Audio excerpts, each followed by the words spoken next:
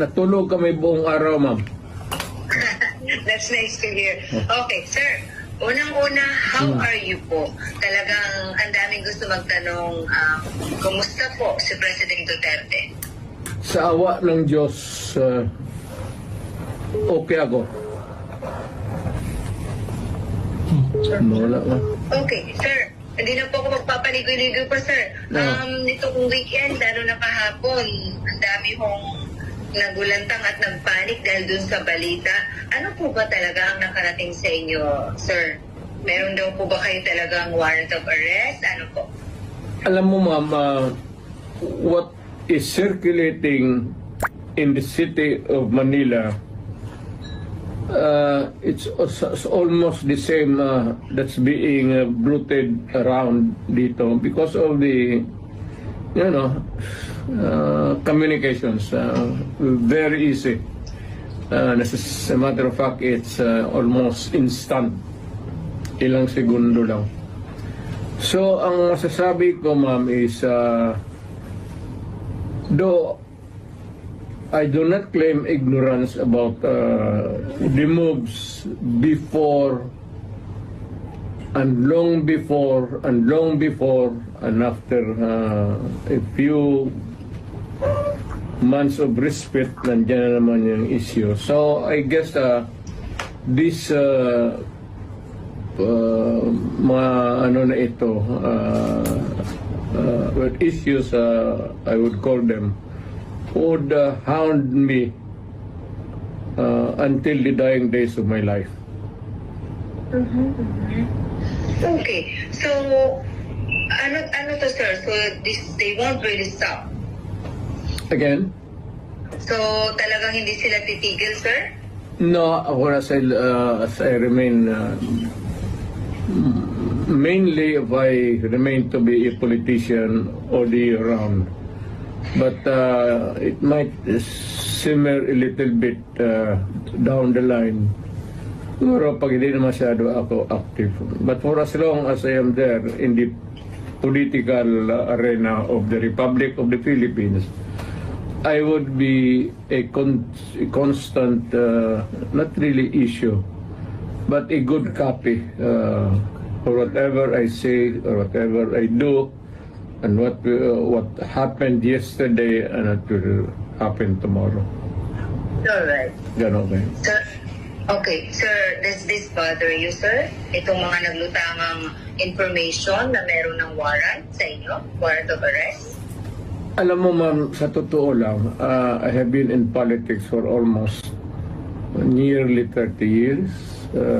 Been mayor and lahat na klaseng issue. Firstly as vice mayor, then congressman, then as president. Hindi ko naman siya nasabi minamaliit ko. Pagyayabang yan eh. But it's almost an day in, day out, month long, year after year.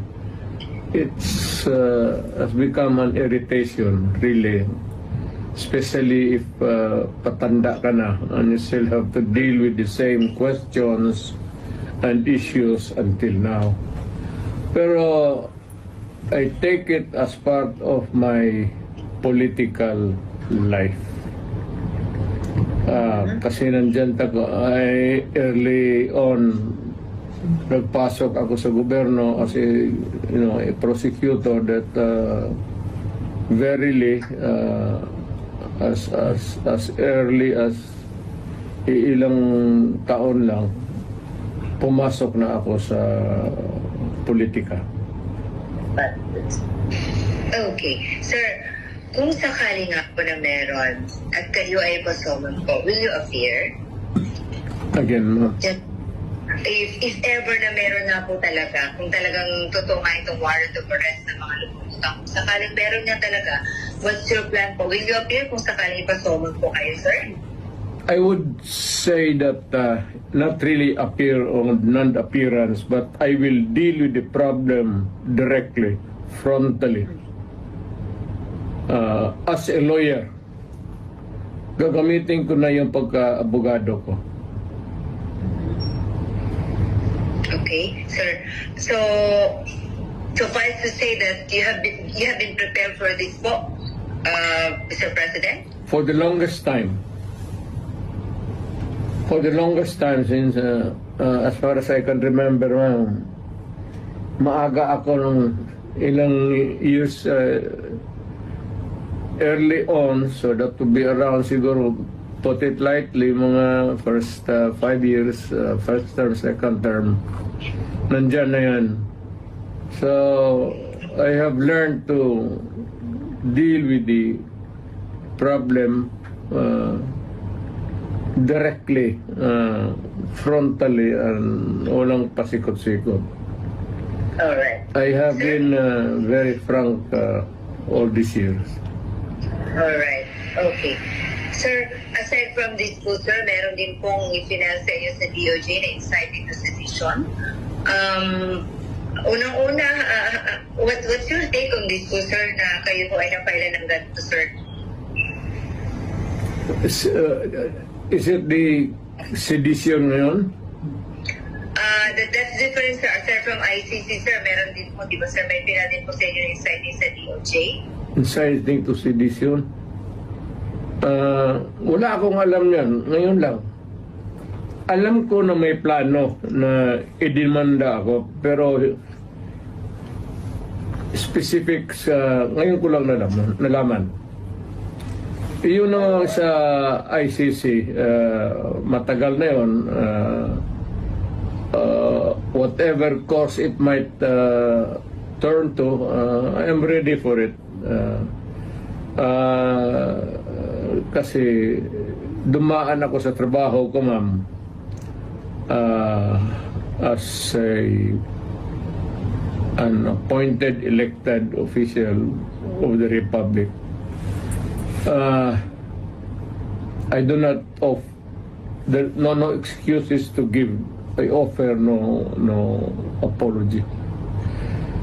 I did what I did because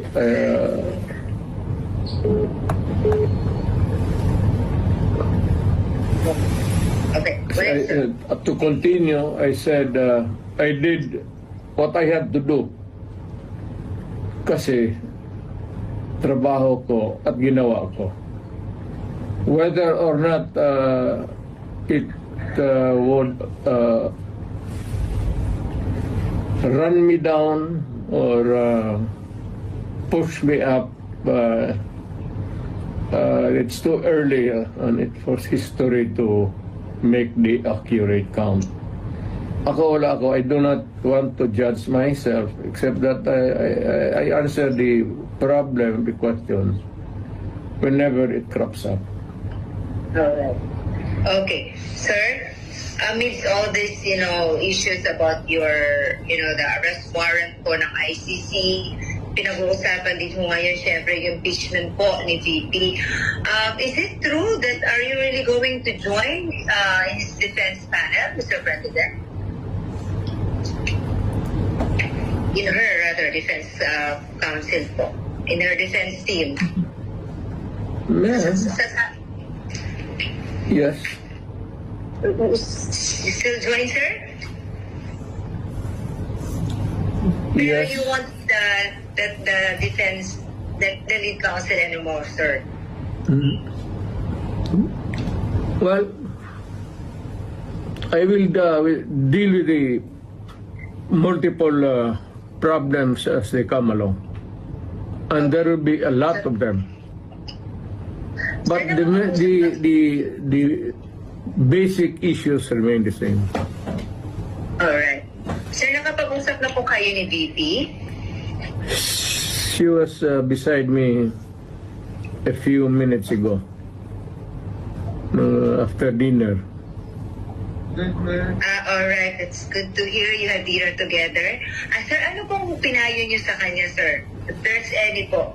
Na pag nawala ako sa political scene, either natanggal ako o namatay ako or whatever, for any reason, sabi ko sa kanya, hiningi ko na sa Pilipinas na tulungan ka pagdating ng panahon mo. At tumakbo ka ng presidente. At continue. Hindi ko hinarang yan, ma'am. Ngayon na lang. Of late. Because I think I'm pretty with this kind of problem pa ulit-ulit. Sabi ko, sige, sundin mo na for all the unanswered issues, ikaw na ang magpatuloy ng sumagot. At kung mapresidente ka man, sundin mo lang yung style ko at okay ka. Huwag kang matakot, sabi ko, makulong ka. So did you say sundin ang style mo? Oo. Anong particularly, sir, ang style ni PRRD ang gusto niyo makuha po ni VP Sara para mag-be okay talaga? You cannot change the Philippines overnight into a trouble-free country. But you can minimize the misery of the people in the hands of the oppressors and the criminals and all. Pwede mo na rin patayin lahat para isang hearing na naman. Sir, kaya yung mga ganyang salita mo, sir, kaya ano eh. Anyway, sir, Tama yan. sir, napag-usapan niyo ba ni Vito yung about sa kanyang impeachment, sir? Hindi naman naniniwala yung babae niya ng payo. At saka hindi naman interesado yan kung ma-impeach talaga siya o impeachment ay proceeding. The trial itself, you should not worry a bit. I do not know, but makita mo naman yung sa karakter ng babae na yan. It's totally indifferent yung mga problema na yan. I mean, she can always respond. But as always, she has been responding to me. Well, I can always transfer to a new life, a new beginning. Ganun yan siya eh. So, pagka ganun ang kausap po ang tao, hindi mo mabigyan ng payo. What for? Hindi naman nakikinig. Okay. Sir, what made you change your heart? Kasi alam namin nung una, lagi niyo pong dinidiscourage si Ma'am Inday na wag talagang tatakbo kasi you've been there. Alam niyo, ayaw niyo siyang mahirapan. What made you change your heart and mind and now you're convincing your daughter to run na po for president? Why the change of heart po? Para yung... Well, she truly loves her country. Dapat niyang gawin. At this time, at this point in time, when paalis na ako at patanda na, at maybe soon, so sooner than expected, I will make my exit as a politician. And then how did she respond, or what was her reply po to you, sir? I think si Inday has become a political animal. Kasi lolo niya for the longest time, governor of Davao Province yung isa pa. Parang pumasok na sa subconscious level niya yung politika.